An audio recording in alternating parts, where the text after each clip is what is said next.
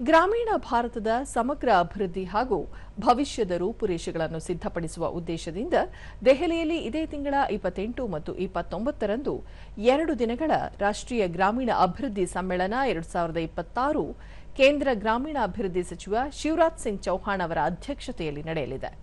ಕೇಂದ್ರ ಮತ್ತು ರಾಜ್ಯ ಸರ್ಕಾರಗಳನ್ನು ಒಗ್ಗೂಡಿಸಿ ಜಂಟಿ ಕಾರ್ಯತಂತ್ರ ರೂಪಿಸುವ ಮೂಲಕ ಈ ಮಹತ್ವದ ಸಮ್ಮೇಳನವನ್ನು ಆಯೋಜಿಸಲಾಗಿದೆ.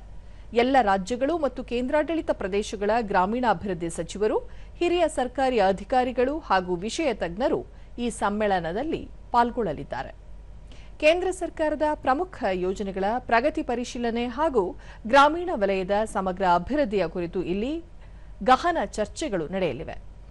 ಸಚಿವ ಶಿವರಾಜ್ ಸಿಂಗ್ ಚೌಹಾಣ್ ಅವರ ನೇತೃತ್ವದಲ್ಲಿ ನಡೆಯುತ್ತಿರುವ ಮೊದಲ ಬೃಹತ್ ಪ್ರಮಾಣದ ರಾಷ್ಟ್ರೀಯ ಸಮ್ಮೇಳನ ಇದಾಗಿದೆ.